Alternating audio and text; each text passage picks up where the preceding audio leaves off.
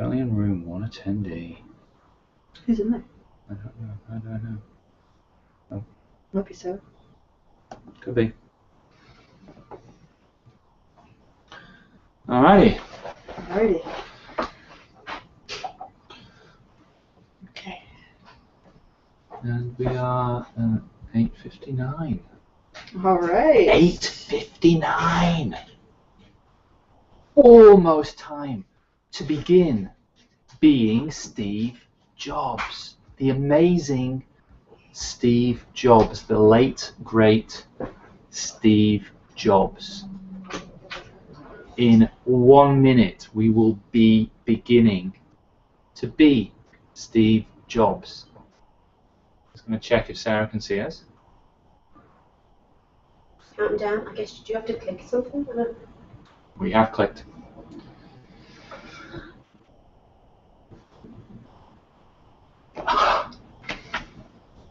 Say black screen. Fantastic. And we're live. Do you see us live? Live, we're live. And welcome to our latest webinar.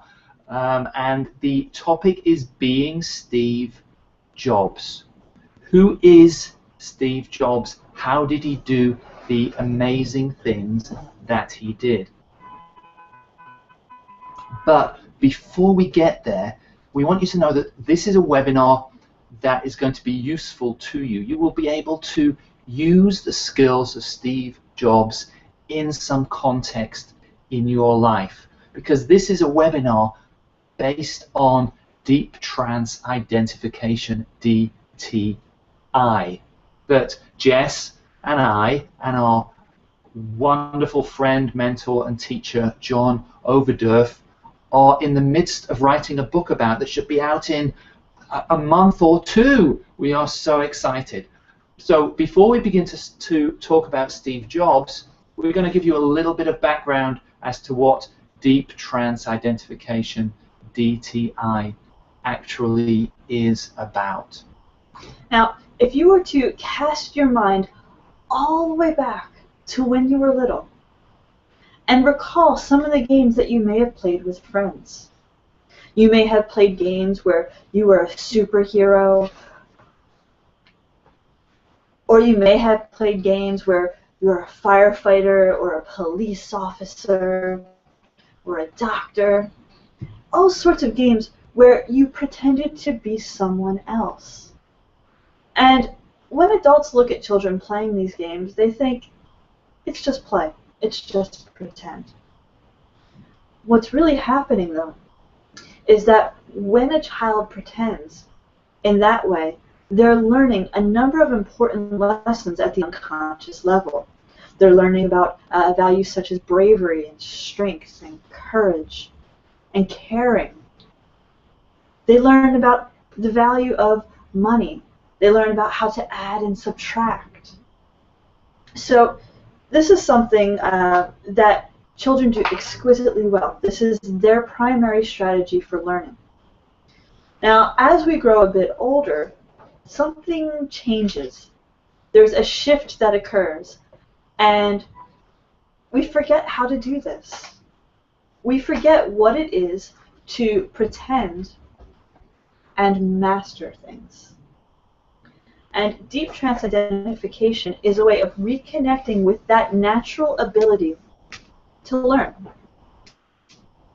What would it be like now for you if you were to have some specific goal in your life, I mean like something big, and you were to step into the shoes of someone who can help you achieve that? You were to step into the shoes of someone who can achieve that easily. And you were to then tackle that goal as this person, as this model. How much easier would it be for you? And how much more would you learn about yourself and the world around you? So DTI is our main mechanism for unlocking our most fundamental learning strategy. In fact, you could think of this DTI as really unconscious modeling. And over the millennia in which humans have evolved and developed and grown as a species, the one thing that we all have done, all of our ancestors, is to unconsciously model. In fact, inside of your brain, you have something called mirror neurons. The job of these neurons is to look at the outside world, to look at the people in your life, and to begin to take on their states, their skills, their behaviors, in ways that will serve you. It's how we're wired. So deep trance identification is about activating this part of your brain, this part of your unconscious, to make learning easy and to make accomplishing really important goals simple, fun, and truly a learning and transformative experience. Now, DTI as a process was something that was developed by a Russian hypnotist, a gentleman by the name of Rykov. I believe he was also a doctor. Yes. Dr. Rykov. Dr. Rykov.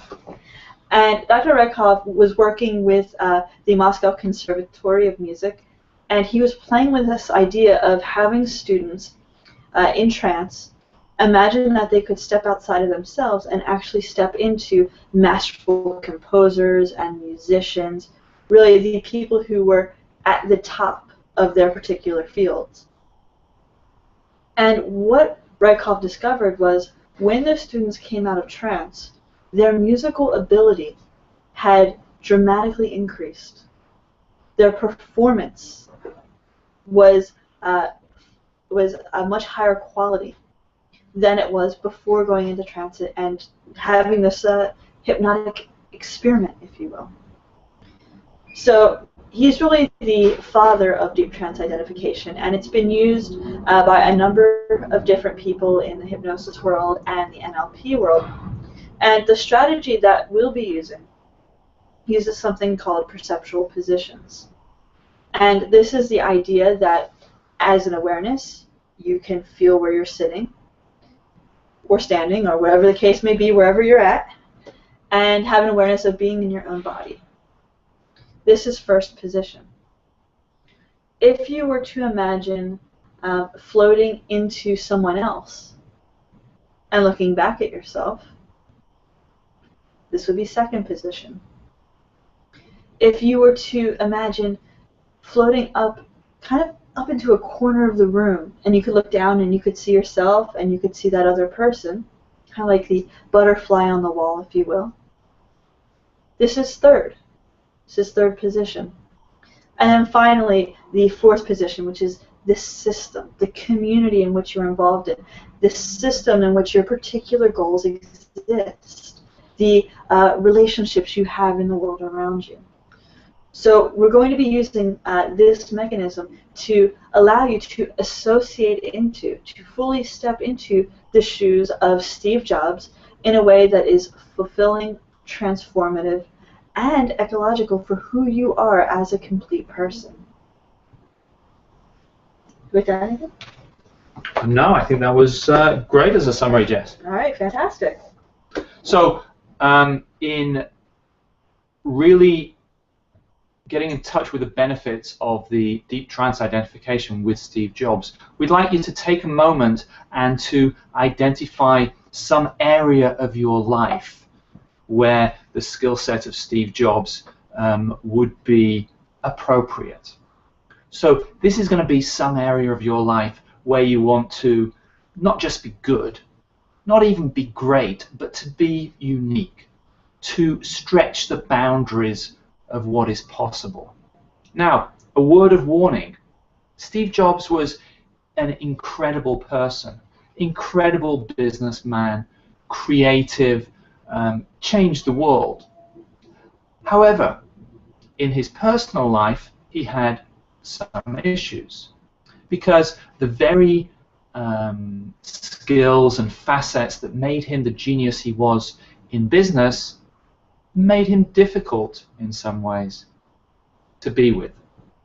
Therefore, to be ecological, we want to make sure that you pick a context that is appropriate to have these skills, that you only bring these skills into that context. and that you only bring these skills into that context to the extent that they're going to be appropriate for you as an individual. And you can trust your unconscious to know exactly where the limits are in terms of which of these skills, which of these abilities, which of these traits of Steve Jobs are going to be appropriate for you.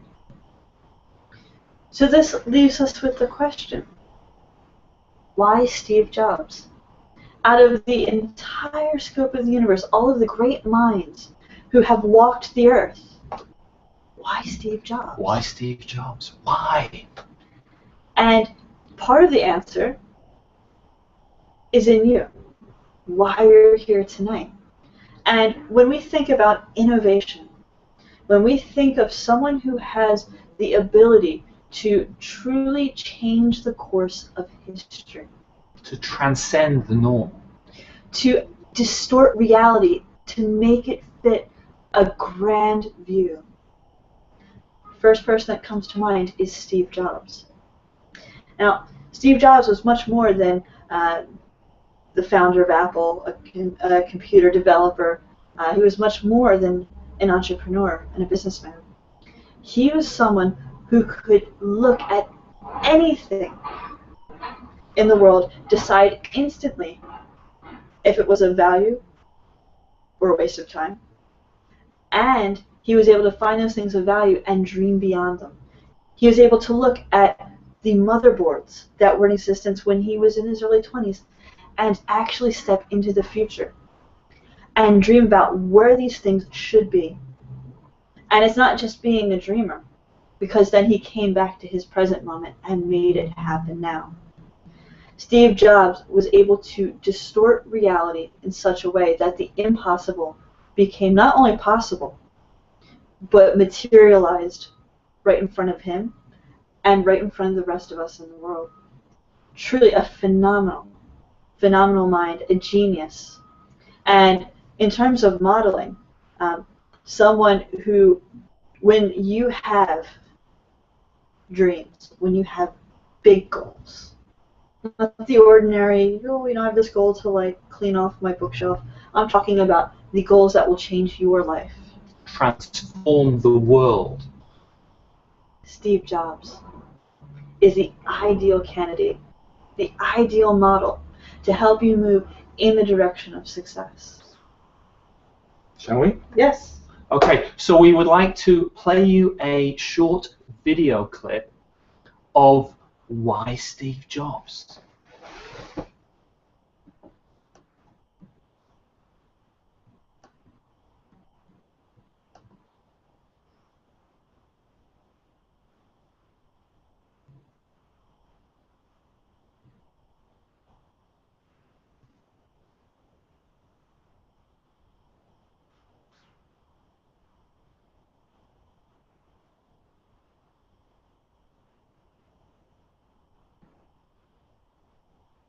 Can you turn this on?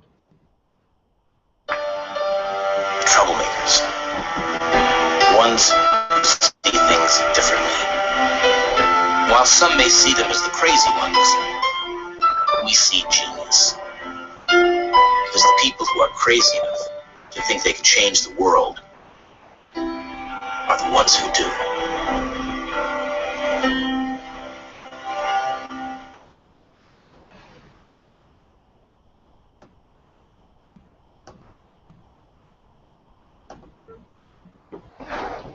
So, welcome back. Why Steve Jobs? The crazy ones. The ones who are crazy enough to think they can change the world and do. So, with that, Jess, would you like to talk about how Steve Jobs transformed the world? Certainly. So, Steve Jobs, we know him best from Apple. And most people, if we even think globally, more people's lives have been touched by the things that Steve Jobs has developed than anything else, and have been touched much more than those who have not. So if we look at the physical accomplishments of Steve, things like the development of the iPod, a small piece of technology that completely transformed how we consume music. And not only that, was responsible for helping to transform the computer industry. If we were to go back in time, Steve Jobs and Apple were the first to develop a computer that allowed for the selection of different fonts in their word processing. The first computer to be both functional and aesthetically beautiful in terms of its functionality with fonts and typography, excuse me. And just on that point, I've got a story to share. We have a friend who was working on the ads for the Microsoft their tablet. The tablet, and everyone who was working on those ads, filming those ads, was using a Mac, and it was so embarrassing that they actually had to give everyone a case that looks like it was like a Microsoft PC case, because it was so embarrassing that everyone in the creative field uses Macs. Little story there. This is the impact, the lasting legacy of Steve Jobs. If we were to go a little bit further into Steve Jobs in terms of the things that he developed, Apple made home computing affordable and revolutionary. The things that were built into it were absolutely groundbreaking. And if you happen to still be seeing a video. Okay, so we lost all that. Okay. Technical glitch. We are back. We hope we are back. Jess, so over to you. Let's explain how Steve Jobs transformed the world. Sorry, guys, you missed the secret to everything. Just kidding. So, Steve Jobs absolutely revolutionized technology and changed the face of the earth as we know it. There are more lives that have been touched by the things that Steve Jobs has developed than not globally. And it all started with the development or the creation of a home computing system that had a monitor and a motherboard all compact. One of the earliest designs that Steve worked on with his friend Steve Wozniak. From there, it snowballed. In the 80s, Steve was able to design the first home computer that had font selection. To us, we take it for granted. You go into whatever program you're using for your word processing, and you select sans serif, Times New Roman, Arial, whatever the case may be. But there was a time when that didn't exist. It wasn't possible. And his ingenuity and his absolute certainty that he and his programmers could make it happen did in fact make it happen. Now, if we go a little bit further, later in Steve's life, there was a point in time where he and Apple had parted ways. So he went off to explore other avenues. He's a brilliant business person. And he started a little company known as Next. Now, Next was going to be a competitor to Apple. However, what he found was that the software he developed was far more desirable than the hardware components. And he actually ended up selling the software to Apple and other companies. Some of you may be familiar with a little company known as Pixar. Steve Jobs was able to take the computer technology that was available and revolutionize animation. In fact, the first movie Pixar created is still an absolute classic and a favorite of children and adults, Toy Story. Eventually, Pixar had established a long-lasting relationship with Disney, and this has really solidified Steve Jobs in terms of what he was able to do across different industries. If we skip ahead into the 2000s, You may be familiar with the iPod. This piece of technology, in many ways, brought Apple out of the world of desktop computing and really catapulted it into the 21st century and beyond. The iPod completely changed the way that we consume music, the way we listen to music. With the development of iTunes and the ability to have your iPod with you at all times, things like records, CDs, for the average consumer became obsolete. And of course, if you think back to those times, if you're old enough, this was the time when the record companies were basically at war with the internet. The internet was stealing their music, and downloads were for free. And it was the vision of Steve Jobs in the creation of iTunes, where now you could get a song for 99 cents, so people were prepared to pay that. And this was a marriage of the music industry with the internet. Revolutionized the music industry, put of course all the record shops out of business. That's a different story. But totally transformed the landscape of music and saved the music industry in many ways.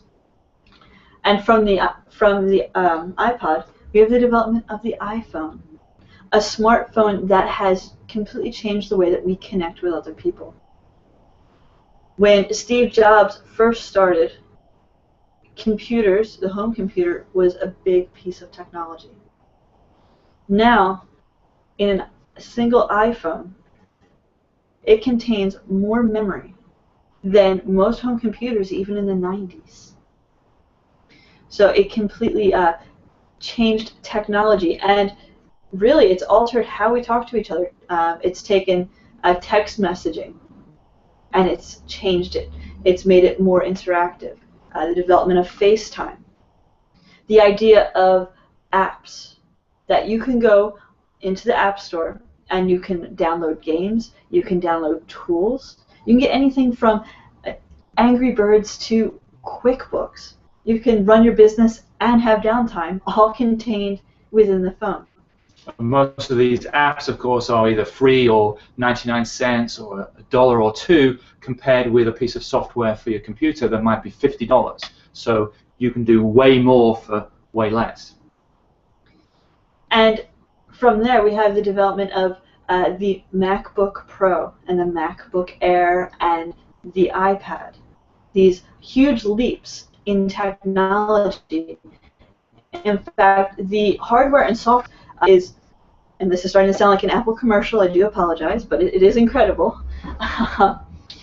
The software and the hardware were light years ahead of the competition, so much so that if you went into the music industry, if you went into any recording studio, if you went into any film editing studio, it was, and it still is, MacBooks and Apple programs that are being used.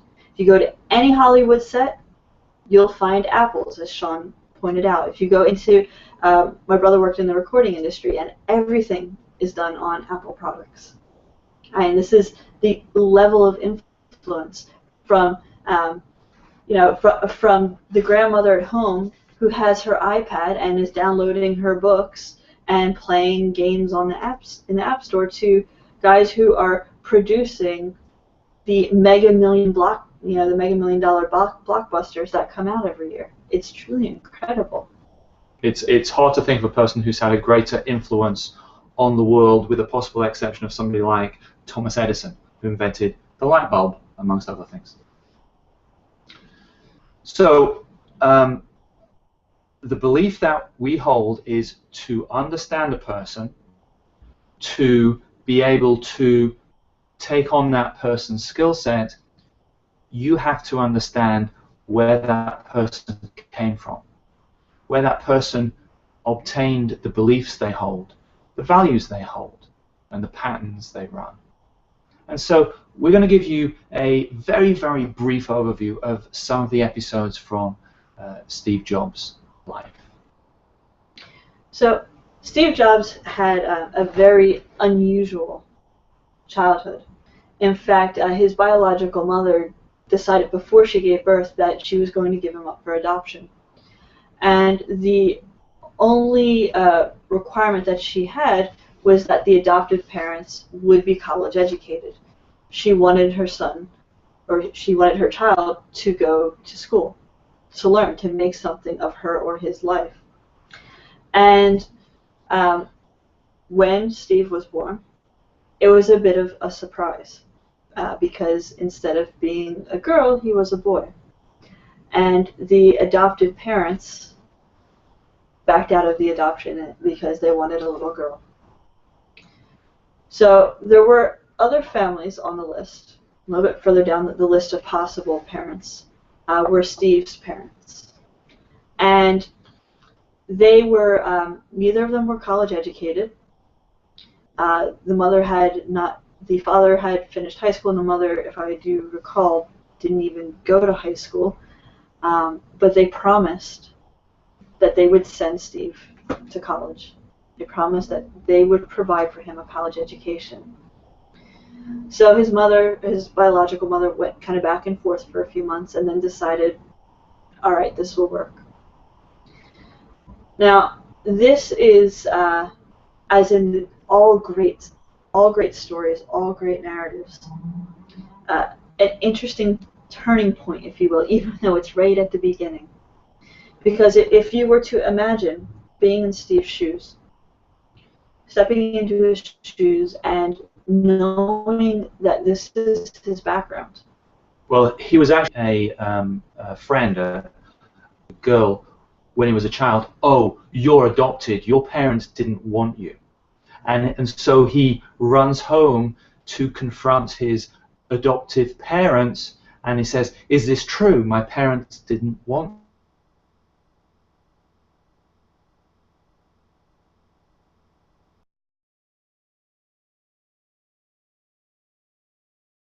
Oh, no, that's not true.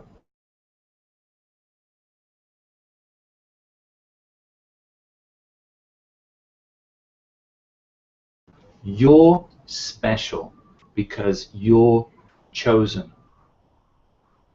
And that's what they did. They told him, we chose you. You're chosen. You're special. And if you consider any of the other times when Steve Jobs' adoption was raised with him, he said, no, my parents are my adoptive parents. They chose me.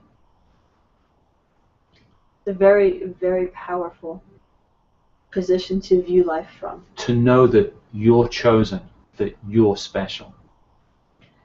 So if we were to go a little bit further, a little bit later in time, one of the things that Steve's father did was he was a carpenter. He worked on cabinets and restoring wood furniture and that sort of thing. And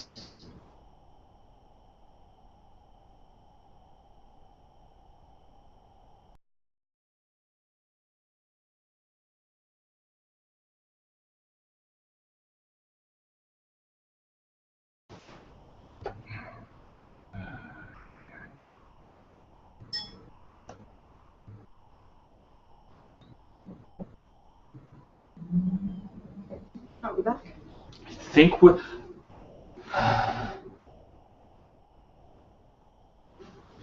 Admin Hangout.